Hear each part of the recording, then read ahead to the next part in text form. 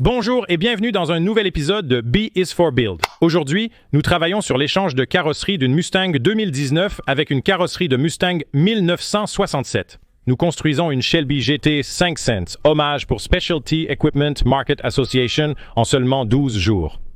Nous sommes dans les temps. Que pourrait-il arriver? Précédemment, nous avons retiré les panneaux de carrosserie d'une Ford Mustang GT 2019, puis coupé toute la carrosserie jusqu'à un châssis de skateboard. Nous avons pris le panneau de la Ford Mustang de 1967, mis les côtés, mis les panneaux arrière, mis le toit, mis l'arrière là-dessus. Par la suite, nous avons fabriqué une cage de retournement et changé l'emplacement du col de remplissage de gaz. Dans l'épisode précédent, nous avons installé le capot, refait la suspension, monté les feux arrière, ainsi que nos nouvelles roues et pneus.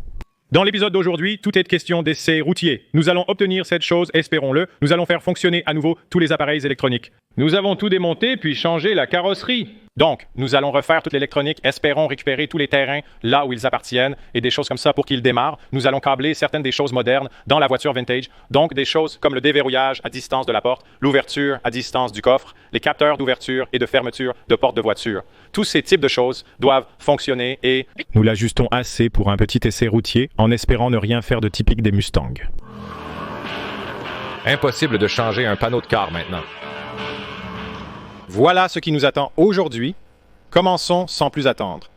Kyle retourne à la cabine en fibre de verre pour fibrer nos bas de caisse, un travail en cours. L'imprimante 3D tourne à plein régime, espérant qu'en fin de journée, nous essaierons un pare-choc avant pour évaluer notre situation.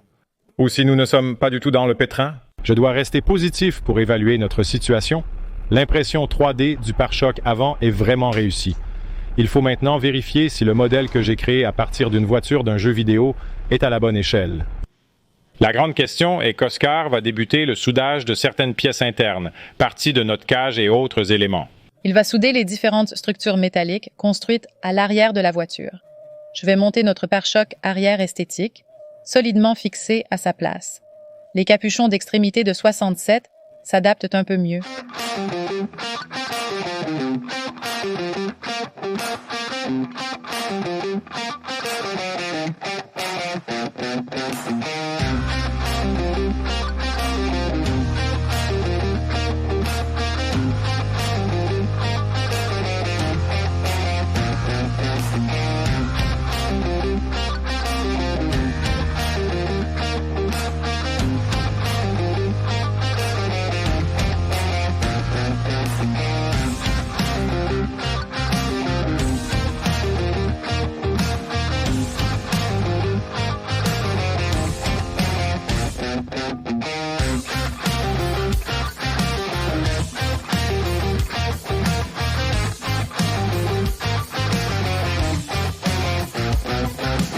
Nous serons de retour tout de suite.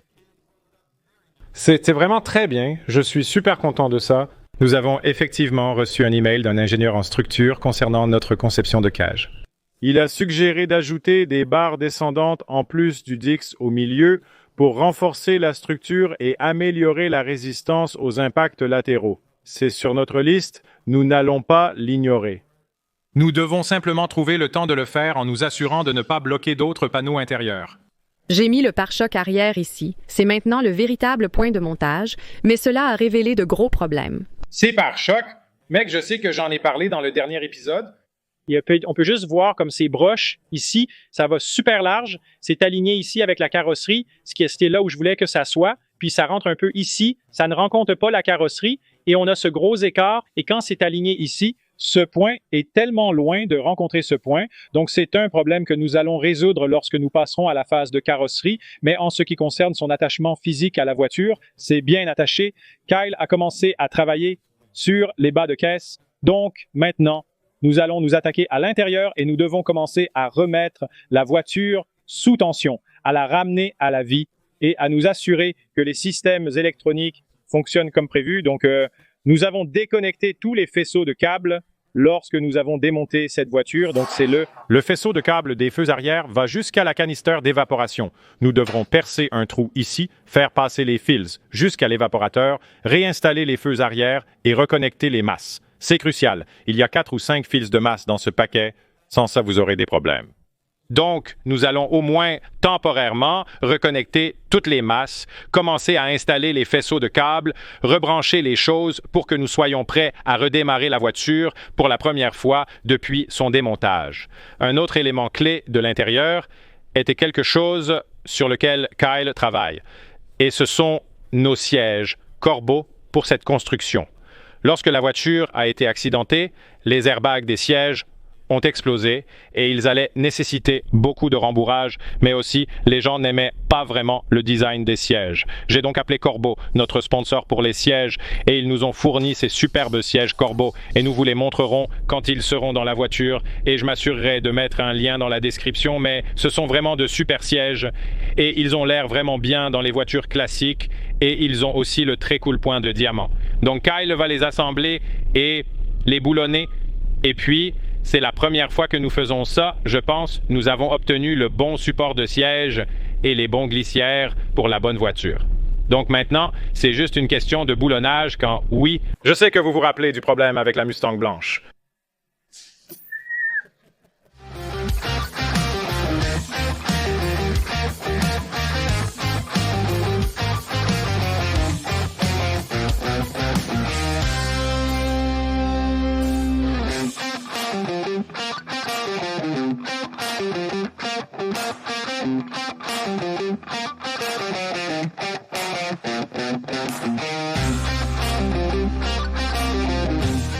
D'accord, les gars, nous avons installé le faisceau de câbles, les masses sont à la terre. Eh bien, ce n'est pas installé de manière permanente, mais temporairement. Et Kyle a mis les sièges ici. Ces sièges ont l'air si bien, laissez-moi les mettre droits rapidement. Oscar, tu veux faire les honneurs? Je vais tirer le.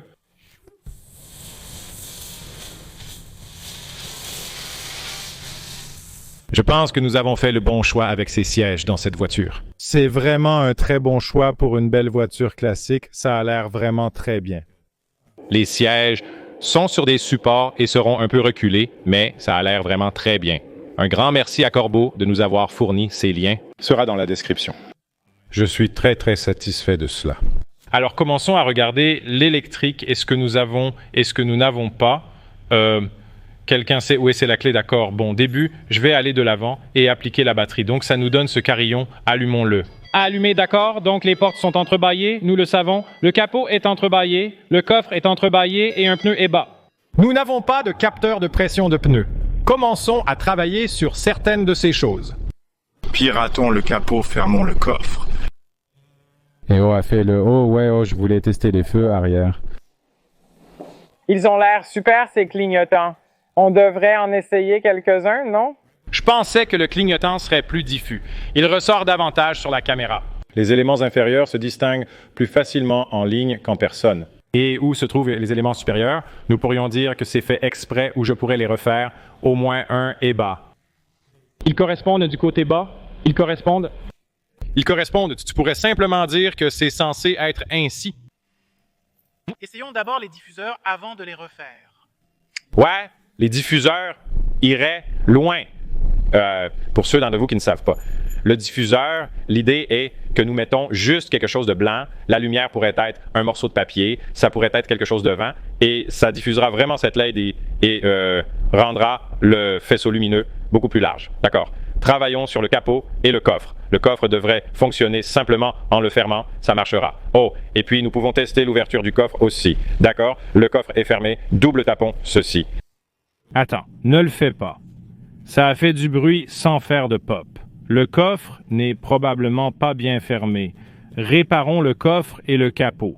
C'était un problème bête, je n'ai pas branché le loquet et j'ai soudé une petite plaque devant. Je vais casser cette plaque, brancher le loquet et on retentera. Pendant que nous faisons cela, eh bien, Oscar, que dirais-tu de t'y mettre et je vais vous montrer comment faire un court-circuit sur le capot. Lorsque nous débranchons ou détachons les fils de la voiture, nous les étiquetons individuellement. L'un d'eux va dire capteur d'ouverture de capot, verrou de capot. Si un verrou de capot a 2 fils, cela signifie normalement que si vous pontez simplement ces 2 fils ensemble, il va dire que le capot est fermé, normalement. Essayez à vos propres risques, mais c'est ce que je vais faire. Je vais coincer un morceau de fil entre les 2 parties femelles de la broche et je parie que ça va dire que notre capot est fermé. D'accord. Nous avons notre boucle maintenant, c'est évidemment temporaire. La version permanente aurait un aspect très différent, mais boucle temporaire et allez-y. Et réappliquer le courant, il ne pense plus que le coffre est entrebâillé, alors essayons ce double tap, boum, le coffre est ouvert, cool. Oui, attacher les fils aide définitivement pour le câblage. Très très cool les gars. Nous avons soudé les plaques de remplissage comme vous l'avez vu. Nous avons du mastic de jointure en cours. Nous avons manqué de mastic de jointure, donc nous en avons plus à venir. Je suis très très content de la façon dont cela se passe. Ça a l'air vraiment bien. Alors commençons à voir ce que nous faisons avec les portes et comment nous résolvons le problème des portes parce que nous avons dû le revoir. Nous avons oublié la dernière fois. Je pense que la dernière fois que nous avons fait cela était Il y a longtemps. Alors voici ce que j'ai fait. J'ai pris une porte, j'ai arraché le panneau de la porte, j'ai pris le multimètre et j'ai commencé à tester les fils. J'ai également sorti le faisceau de câblage sur mon ordinateur et cela m'a confus car il y a trop de versions de Mustang. Donc ce que je cherchais en premier était le commutateur de verrouillage de la porte. Nous pouvons aller de l'avant et O'Kyle travaille sur la voiture, c'est ce que sont les bips. Donc je travaillais sur le commutateur de verrouillage de la porte, le commutateur de porte fermée pour qu'il ne pense plus que la porte est ouverte ou fermée. Dans certains véhicules, c'est un petit bouton poussoir. J'ai suivi tous les fils de ce module jusqu'à leur emplacement, puis j'ai commencé à tester, sonder et mettre à la terre différents éléments et à observer les effets lorsque la porte était ouverte et fermée. J'ai découvert un petit fil blanc ici, quelque part. Je le trouverai de toute façon. Ce petit fil blanc juste ici qui va à la terre lorsque la porte est fermée, nous corrélons alors cette broche, cette prise femelle à la prise mâle. Et lorsque nous mettons cette même broche à la terre de la voiture, elle va penser que la porte est fermée. Alors vérifions. Mon concept en ce moment, d'accord, après avoir un peu appris comment regarder une prise, parce que les prises sont en miroir selon la façon dont vous les regardez. De l'avant vers l'arrière, notre cavalier est présent. La voiture pense que la porte est fermée, il n'y a plus d'avertissement. Ensuite, nous installons un capteur pour détecter si la porte est ouverte ou fermée. Donc cela s'installe juste ici et nous câblons la masse pour le faisceau de la porte. C'est juste là derrière et ensuite la broche blanche si vous faites cela chez vous pour une raison quelconque, ce que je ne peux tout simplement pas imaginer que beaucoup d'entre vous le font, mais de toute façon c'est le fil blanc dans votre faisceau de porte, un fil purement blanc. En somme, le noir va au blanc et quand cette chose se ferme, voilà ce qui se passe. Elle les connecte et déconnecte selon l'ouverture ou la fermeture de la porte. Nous allons câbler tout cela pour que notre voiture sache quand la porte est ouverte ou fermée.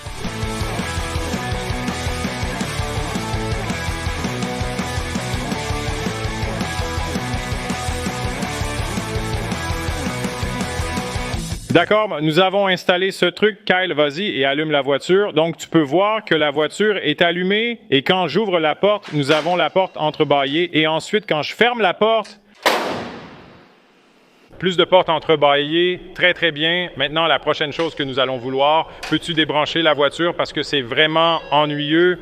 Oh, tu as vu cette étincelle? Comment as-tu réussi à faire ça? Tu as mis la clé à la terre. Je me demande pourquoi ça a fait des étincelles là-bas. Et à travers une étincelle grasse. Aïe. Cela se produit toujours sur une voiture. Oscar l'a fait sur la Tesla. Cal ne l'a pas encore fait. Une fois, j'ai branché la batterie de la Lamborghini à l'envers. L'étape suivante concerne les verrouillages et déverrouillages automatiques de la porte. Sur le porte-clés, vous avez un bouton de verrouillage et de déverrouillage. Nous voulons qu'il fonctionne. Cette fois, au lieu de regarder la porte, j'ai simplement tiré le schéma de câblage. Et aussi, l'autre chose que j'ai faite, c'est que j'ai suivi tous les fils de haut calibre qui menaient à le mécanisme de verrouillage entier et nous avons trouvé la paire qui est juste sur le passager, c'est violet gris et gris brun. Et ici, nous ne savons pas. Et ce que nous allons faire, c'est que Oscar a déjà installé un kit de déclencheur de porte que j'ai acheté sur eBay. C'est un petit solénoïde qui ouvre et ferme. Et il a 2 fils qui sortent. Donc, dans un épisode précédent, Oscar a fait tous les internes pour cette porte et donc il a mis le déclencheur de porte là-dedans et c'est le fil vert et bleu qu'il fait passer par là. Donc, ce que nous allons faire, c'est que nous allons percer un trou à l'arrière de la porte. Nous allons percer un trou ici. Nous allons construire un joli petit faisceau de fil que nous allons faire passer par ici. Et puis, il va aller dans ce même faisceau de fils que le capteur d'ouverture et de fermeture de porte est entré. Et puis, espérons que lorsque nous appuyons sur le bouton de verrouillage et de déverrouillage du porte-clés, il verrouillera et déverrouillera les portes. Très bien. Vous êtes prêts pour la fraîcheur? Alors Oscar est allé de l'avant et a câblé les deux portes en Qu'est-ce qu'elles sont? Elles sont déverrouillées en ce moment. Donc verrouillées, déverrouillées, très bien. Capteur de porte. Opérationnel, ne se soucie pas des passagers, donc pas de capteur de porte. Appuyez à nouveau, la voiture est prête à rouler. Touche moderne, si agréable, vous savez ce qui est aussi agréable. A fraîchement sorti de l'imprimante notre dernière pièce pour notre pare-choc avant. Nous l'espérons donc au cours des 48 dernières heures. Ce que j'ai fait, c'est que j'ai téléchargé une Shelby GT500 Ford Mustang d'un jeu vidéo et j'ai modélisé en 3D bon. D'accord, donc j'ai eu un rendu sur lequel j'ai travaillé. Je ne veux pas vous le montrer. Encore, je vous le montrerai dans le prochain épisode et c'est personnalisé. Il a nos touches personnalisées sur toutes les différentes pièces que nous voulons faire et différentes choses comme ça. Donc, j'ai pris la voiture de jeu vidéo et puis j'ai modélisé notre propre pare-choc avant et notre propre style sur la voiture de jeu vidéo. Et puis, j'ai réglé l'échelle en fonction de cette voiture et nous ne sommes pas sûrs que cela va fonctionner ou pas. Et c'est comme le moment de vérité. Nous n'avons pas vraiment assez de temps pour refaire tout cela. Donc, ce que nous devons faire, c'est le tester, assembler le pare-choc, le mettre sur la voiture et voir si cela va fonctionner du tout, si c'est une chose ou c'est trop large. Et nous avons juste besoin de prendre un peu au milieu. Nous pouvons travailler avec ça si c'est une chose ou c'est un peu trop étroit et nous pouvons juste ajouter plus au milieu. Nous pouvons travailler avec ça, presque tout le reste et nous sommes totalement foutus et nous allons planifier un BC plan D. Donc, ce que nous devons faire, c'est post-traiter ces pièces et puis les souder en plastique ensemble pour que nous puissions obtenir un bon ajustement valide. Laissez-moi vous montrer ce que nous faisons. Ici donc, nous avons coupé le pare-choc en 8 pièces différentes, 4 pièces uniques différentes qui sont miroitées, et nous avons fait cela pour qu'elles puissent imprimer sans support, ce dont j'ai un peu parlé dans le dernier épisode. Donc, nous les avons toutes imprimées sans support. Voici une vidéo express résumant les événements.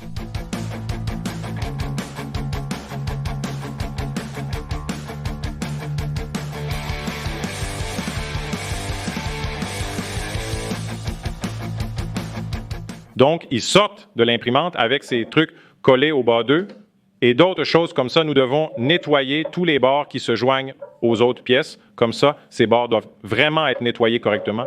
Et ces bords-là, nous allons nettoyer ces bords. Nous allons les poncer rapidement. Nous allons prendre le soudeur en plastique et puis nous allons tous tenir tous ces bords exactement ensemble et les souder ensemble rapidement et sale juste pour obtenir un bon test. Et nous pouvons toujours revenir et le faire plus officiellement si ça marche.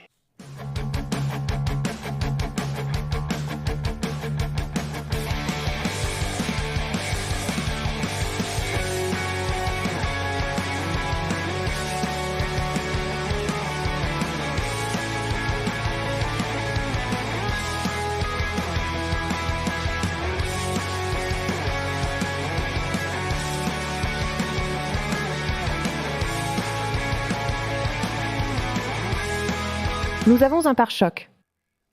Il fait l'affaire. Il ressemble au modèle 3D que j'ai fait. Ma plus grande inquiétude est qu'il semble très étroit d'ici sur la table. J'ai peut-être fait quelques erreurs de mesure, mais souvenez-vous que si nous devons ajouter des choses au milieu ou peut-être ajouter des choses juste là, nous pouvons ajouter des choses à n'importe quel endroit plat. Quoi qu'il en soit, montons simplement dans la voiture et voyons. Je suis tellement nerveux, cela semble si étroit maintenant. Oh.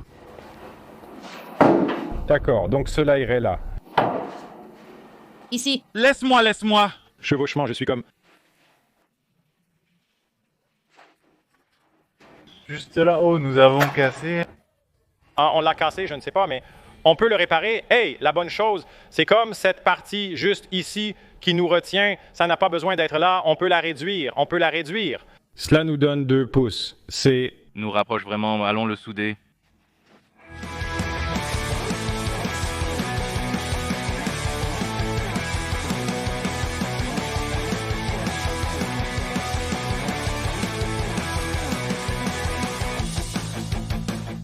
Allons-y, deuxième round, un peu de coupe. Oh!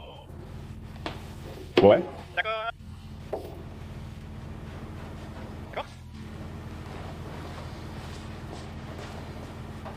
Oui, ça vivrait là en ce moment.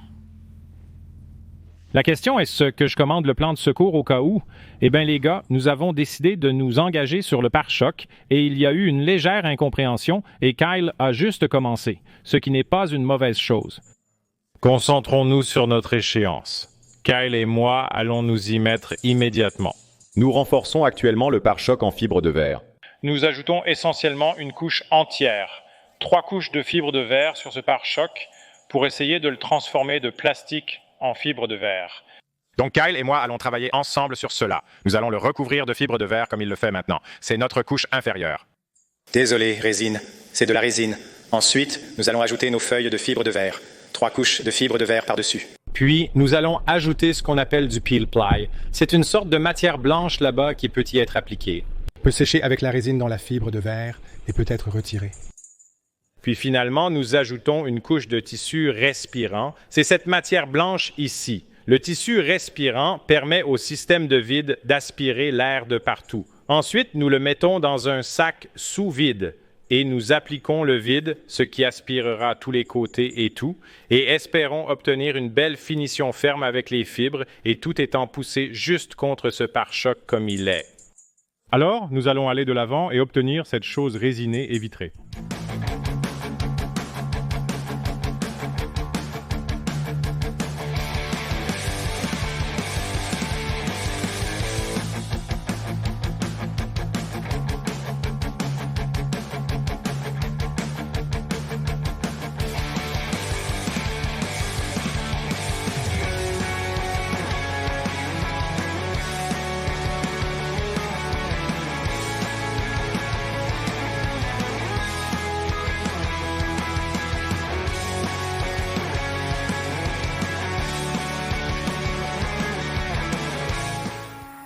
Nous avons posé le pare-choc et la pompe à vide dessus. Un énorme succès. C'était un peu une course contre la montre.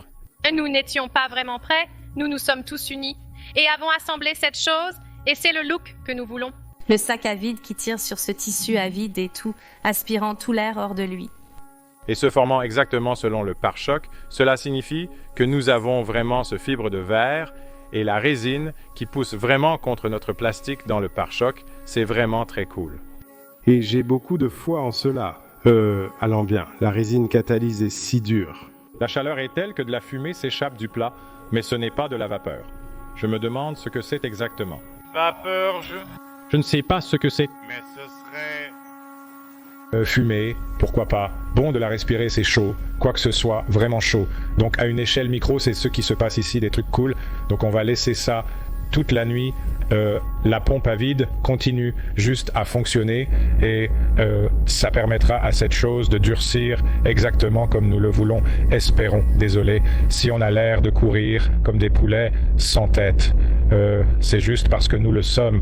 Je veux dire, quand nous sommes dans un délai serré, comme ça tout le monde se disperse et fait des choses. Et nous devons le faire, nous devons rester à ce rythme, sinon nous sommes loin derrière le délai. Ensuite, l'Autriche va aller de l'avant et souder une barre de soutien supplémentaire dans la cage comme notre ami l'ingénieur en structure a dit « Mon Dieu, je devrais vraiment trouver son nom. Attendez, David, merci beaucoup de nous avoir écrit. » Donc, l'Autriche va aller de l'avant et souder des barres de soutien pour la cage et les ceintures de sécurité.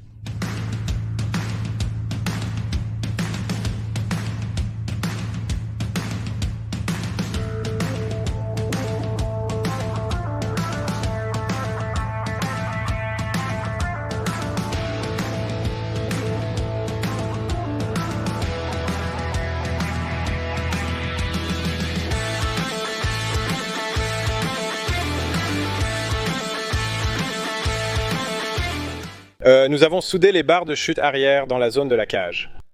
Ça a l'air fantastique et comme... Selon notre ami ingénieur, cela le rend bien plus fort. Ceintures de sécurité soudées. Et puis les ceintures de sécurité sont attachées là, juste à l'arrière. Ceci est couvert par les panneaux de carrosserie, donc ce n'est pas un problème. Les ceintures de sécurité sortent un peu comme ça, avec l'arrêt d'urgence et tout le bon matériel. Ensuite, nous allons travailler dessus. Mettre nos jupes latérales ici, donc Kyle a terminé le processus de les rendre plus droites et de ne pas avoir le tube d'échappement au moins jusqu'à ce point. Où nous sommes prêts à les mettre sur la voiture et finir le travail de carrosserie sur la voiture. Donc nous sommes prêts à coller ces panneaux sur la voiture. Mais nous devons d'abord les ajuster, les fixer à la voiture, puis passer à la deuxième étape. Il faudra d'abord coller les panneaux avant de pouvoir faire cela. Il y a des soudures à faire en dessous, donc Oscar va finir de souder le rail inférieur de l'ancienne voiture à la nouvelle voiture et ensuite nous allons fixer les bas de caisse avec des goupilles à cliquot ici. Et fixer ici pour commencer à penser à l'assemblage des panneaux avant la nuit.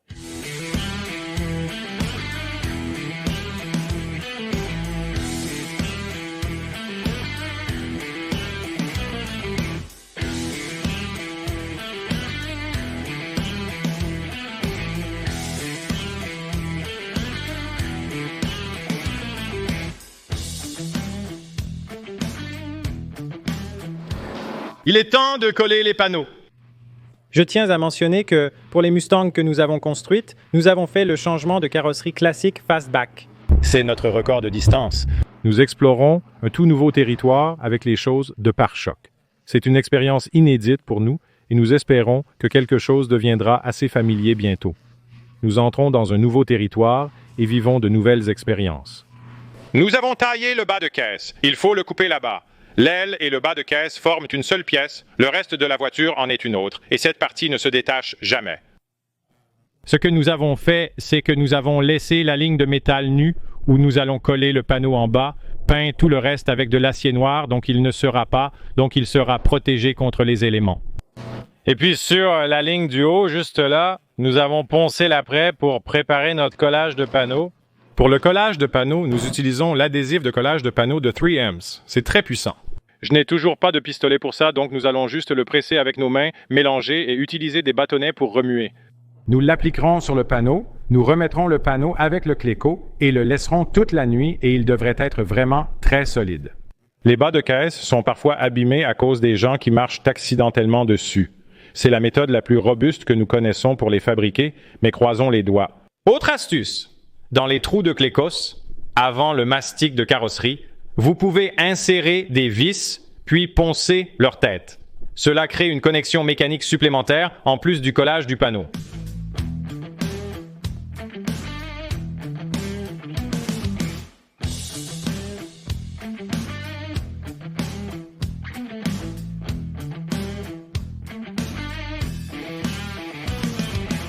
Bonjour à tous.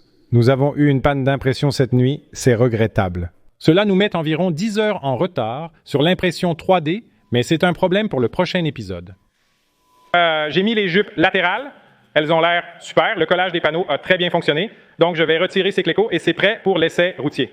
Dans le prochain épisode, nous intégrerons ces éléments dans la voiture, les ferons couler et les perfectionnerons. J'ai lu vos commentaires. Et à propos des roues. Beaucoup de gens n'aiment pas les roues. Beaucoup de gens aiment les roues. Après avoir vu la couleur de la voiture et l'assortiment, cela pourrait mieux s'adapter. Ah, mais au cas où, moi, j'ai appelé Koenig et leur ai demandé de m'envoyer chaque roue qu'ils pensent pouvoir éventuellement s'adapter à la voiture, et ils ont dit oui parce qu'ils sont si gentils et si fous. Donc, demain, nous aurons beaucoup plus de roues. Suivez-nous sur Instagram. B est pour construire. Ils ont en fait un système de sondage là-bas, donc je peux vous faire voter sur les choix de roues pour espérer améliorer cela, mais aussi c'est l'arche de roue. Et je voulais mentionner cela, l'empattement sur ces deux voitures est différent. Les 2019 est différent de 97, et cela, mélangé avec l'emplacement du tableau de bord, place cette roue arrière dans l'arche comme un pouce. Nous devons déplacer l'arche de roue d'1 pouce, ce qui fait partie du pare-choc avant et de l'aile personnalisée. En déplaçant l'arche de roue, nous aurons probablement tout fait dans le prochain épisode. Mais avant cela, dans cet épisode, nous devrons couper un peu ici. C'est l'heure de l'échappement. Juste ici, nous avons un échappement que DNA Motoring nous a envoyé. C'est pour un 350Z, mais j'ai vraiment aimé ce que tu appelles ces Oscars. Comment s'appelle ce truc? Un dispositif Holmes. C'est d'un 350Z, mais je pensais que ça pourrait bien fonctionner sur la Mustang. J'ai acheté plein de choses différentes à cause du manque d'espace. DNA Motoring nous a envoyé ça. Merci à DNA Motoring, nous apprécions cela. Donc, ils nous donnent leur bénédiction pour découper cela et l'utiliser de toute façon. Donc, nous avons un silencieux ici. Un appareil Holmes avec des résonateurs à pack de verre, pratiquement sans valeur. J'ai trouvé juste un morceau de métal triangulaire à l'intérieur qui ne fait rien.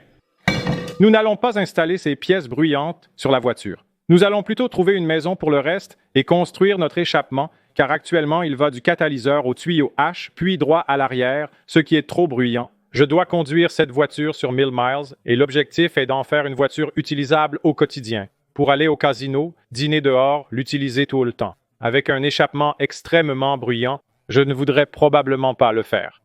Un échappement modérément bruyant est acceptable. Oui.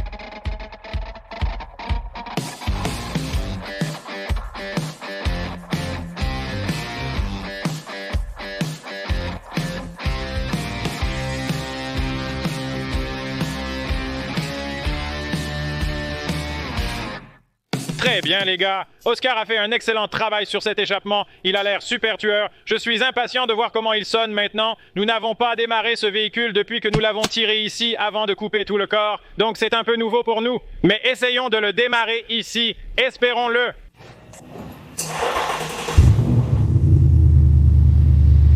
Ça me plaît.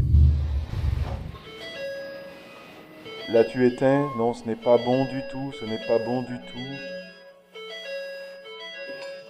Oh attends, pompe à carburant, ça ressemble à une pompe à carburant? Oui, c'est ça. Oui, quand j'ai soudé la cage, je l'ai débranchée. La pompe à carburant était déconnectée. Je me disais que ça marchait très bien jusqu'à ce que ça s'arrête. Je l'avais sur notre liste de contrôle, comme les fils, les masses, mais je n'avais pas, tu sais, des choses... Rebrancher la pompe à carburant. Excellent.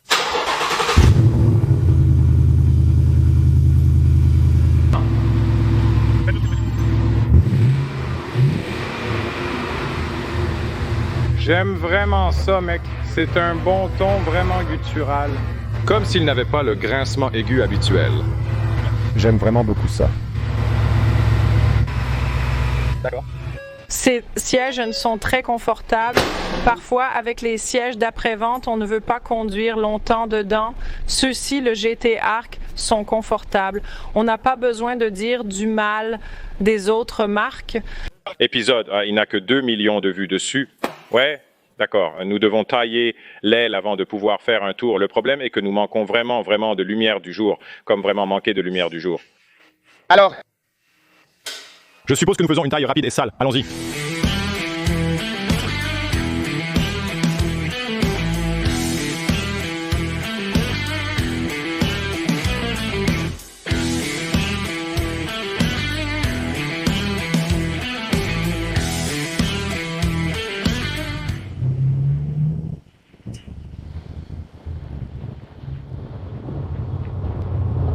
D'accord, les gars, je m'excuse à l'avance, cela risque d'être assez venteux et j'ai déjà des choses dans les yeux. J'ai oublié mes lunettes de soleil, donc... Toutes les éclaboussures de soudure, et la poussière, et la saleté, et tout à l'intérieur de cette voiture sont... Va aller directement dans les yeux. Conduire pour la première fois. Le volant est légèrement de travers. Ah, il faudra régler ça. C'est surprenant. Je ne pensais pas que les roues avant seraient mal alignées. Des bruits de sifflement intéressants. Jusqu'ici, tout va bien. Il y a beaucoup de vent. La suspension est un peu molle. Nous allons la renforcer. Qu'il doit l'être. Cette chose a des rétrogradations automatiques, comme des glissements au cas où c'est une chose. L'alignement est réglé. Conduit droit sans les mains. C'est super.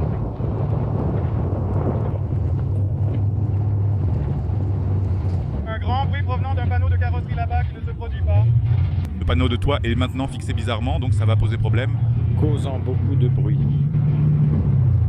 Toutefois, le bruit de la route n'est pas si dérangeant, ce qui me rend très heureux. Le son de l'échappement est phénoménal. Le fait que vous puissiez entendre ma voix avec les fenêtres ouvertes et sans pare-brise est un très bon signe car... Ces voitures peuvent être intensément... Conduire. La position est phénoménale. Je peux avoir mon coup ici. Me détendre, la jambe contre la porte. Je suis extrêmement heureux et satisfait du résultat, même si nous avons dû réduire cette voiture de 4 pouces. C'est vraiment confortable. Jusqu'à présent, je n'ai aucune inquiétude à l'idée de faire un voyage sur la route aussi loin. Vous savez, 1000 miles pour arriver à la...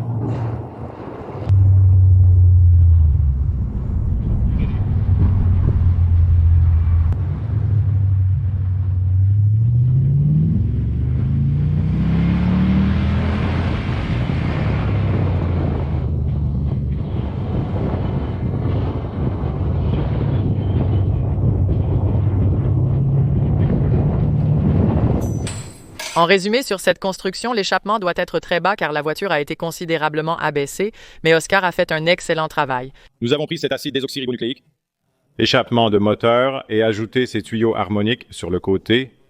Maintenant, nous avons un trou étrange pour un feu arrière que nous allons combler. Alors, ne vous inquiétez pas à ce sujet. Et puis, nous avons fait une encoche pour que les gaz d'échappement sortent, mais cela a vraiment fait un très, très beau paquet et le son est tout simplement parfait. Je suis tellement content de comment cela s'est passé. Oscar avoue ne pas connaître le nom exact de ces dispositifs, qu'il appelle donc des dispositifs harmoniques. Il s'excuse auprès de l'inventeur, probablement allemand. Holtzman, Oscar est terrible avec les noms. Sans compter aujourd'hui, il nous reste 7 jours avant que cette voiture ne parte pour le Specialty Equipment Market Association.